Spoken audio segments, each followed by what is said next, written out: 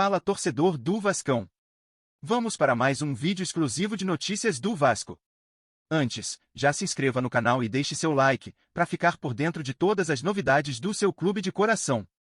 Vamos para a notícia. O Vasco se reapresentou na última segunda-feira após 10 dias de recesso, e embora o retorno aos trabalhos tenha marcado o início da preparação para uma fase decisiva da temporada, o cenário ainda é de espera quando o assunto são reforços. O torcedor, que sonhava em ver novos nomes chegando para fortalecer o elenco desde o primeiro dia de treinos, precisou conter a expectativa. O grupo voltou ao CT Moacir Barbosa sob o comando de Fernando Diniz, que iniciou os trabalhos sem novidades no plantel, mas com a promessa de que os bastidores estão em pleno movimento para trazer as peças certas no momento certo. A ausência de reforços, no entanto, não foi por falta de planejamento, mas sim por uma estratégia mais cautelosa adotada pela diretoria, que priorizou organização e precisão antes de avançar nas contratações. Carlos Amodeu, CEO do clube, já havia adiantado esse posicionamento em entrevista recente, deixando claro que o Vasco não teria pressa nas primeiras semanas de janela. O plano é garantir que os reforços cheguem de forma sincronizada com o elenco atual, para que tenham tempo de se integrar ao grupo e se preparar junto aos companheiros antes de serem oficialmente registrados no dia 10 de julho, data de abertura da janela de transferências. Dessa forma, a comissão técnica espera ter à disposição os novos nomes já para o primeiro compromisso após a paralisação, previsto para acontecer no dia 12. Essa decisão, mesmo que tenha frustrado parte da torcida, foi pensada para evitar chegadas precipitadas e reforçar o grupo com jogadores prontos para contribuir de imediato. Parte da demora nas movimentações do mercado também se explica por uma lacuna importante que o clube viveu nas últimas semanas, a ausência de um diretor de futebol efetivo. O Vasco ficou quase um mês sem um executivo à frente da pasta, período em que Amodeu acumulou a função interinamente, o que naturalmente diminuiu a intensidade das negociações. Esse cenário começou a mudar com a chegada de Edmar Lopes, anunciado e apresentado oficialmente na semana passada. A diretoria tratou sua contratação como prioridade absoluta e conduziu um processo seletivo rigoroso até definir o nome ideal. Diferente de seu antecessor, Marcelo Santana, que era mais voltado à parte burocrática, Edmar foi escolhido por sua experiência no mercado e por seu perfil mais ativo e estratégico na busca por reforços. Desde sua chegada ao Brasil, Edmar tem mantido conversas frequentes com Fernando Diniz para mergulhar a fundo no dia a dia do clube e entender com clareza as carências do elenco. Sua missão agora é montar um plano de ação preciso, com contratações que não apenas preencham lacunas, mas que se encaixem na filosofia de jogo do treinador e na dinâmica do grupo. A palavra de ordem dentro do Vasco, nesse momento, é assertividade. A diretoria sabe que não há margem para erro nesta janela, e por isso todas as decisões estão sendo tomadas de forma coletiva, com aval direto do treinador e também de Felipe, coordenador técnico. A expectativa é que os próximos dias sejam decisivos para a concretização de negociações e que os novos nomes sejam recebidos com confiança pela comissão e torcida. Embora nenhum reforço tenha sido confirmado oficialmente até agora, os bastidores do clube estão agitados. A diretoria já definiu os perfis desejados, vem monitorando o mercado com intensidade e acelerou as conversas com os alvos mais bem avaliados.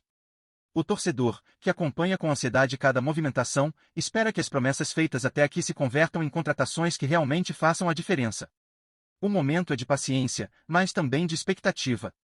O Vasco está diante de uma janela que pode representar o ponto de virada da temporada, e a torcida, mais do que nunca, quer acreditar que o clube está pronto para dar esse passo com segurança, inteligência e ambição.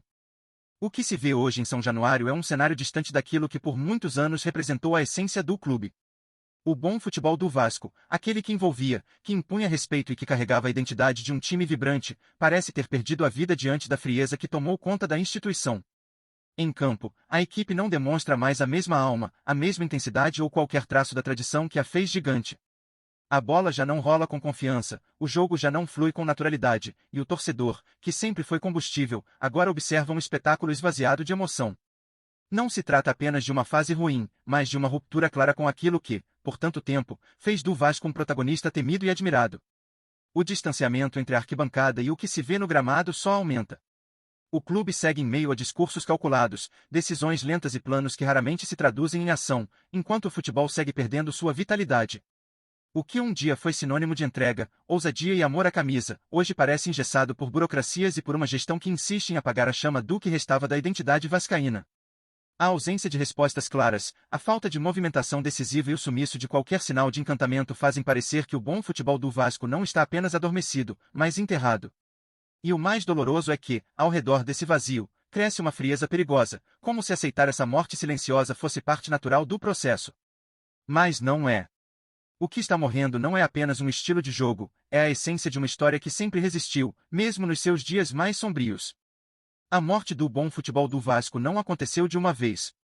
Foi um processo silencioso, quase imperceptível a cada rodada, mascarado por discursos de reestruturação, promessas de planejamento e justificativas que foram empilhando frustrações. O time que um dia era sinônimo de garra, técnica e imposição dentro de campo se transformou em uma versão apática e desconectada da sua própria história. O que se vê hoje é uma equipe que entra em campo sem alma, sem identidade, sem a mínima capacidade de empolgar. As jogadas são previsíveis, o ritmo é travado, a vontade parece ausente.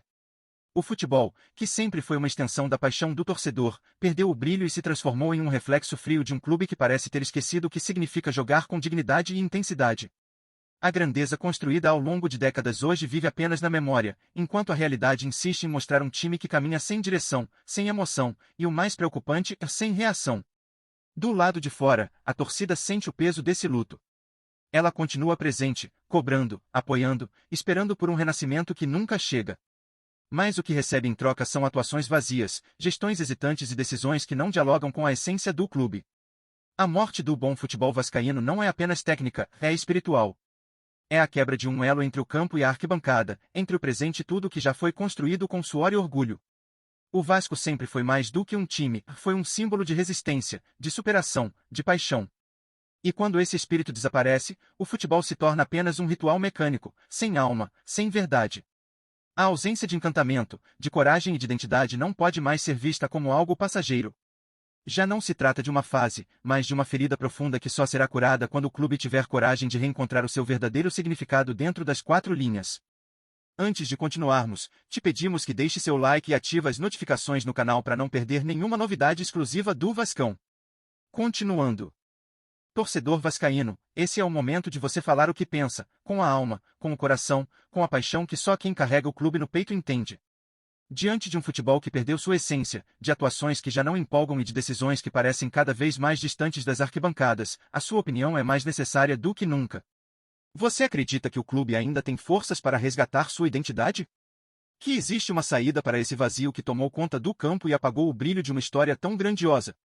Queremos saber o que você sente ao ver o Vasco longe de suas raízes, se você ainda tem esperança na reconstrução ou se o sentimento é de frustração. Esse é o momento de colocar para fora, de cobrar, de exigir, porque a grandeza do Vasco sempre foi construída com o grito da sua torcida, e talvez seja justamente esse grito que esteja faltando para reacender o futebol que um dia fez o coração vascaíno bater mais forte. Sintonize-se diariamente com as últimas notícias do Vasco. Garanta sua inscrição e deixe seu like para continuar por dentro das informações exclusivas. Compartilhe sua opinião nos comentários, contribua para o Vasco. Até o próximo vídeo.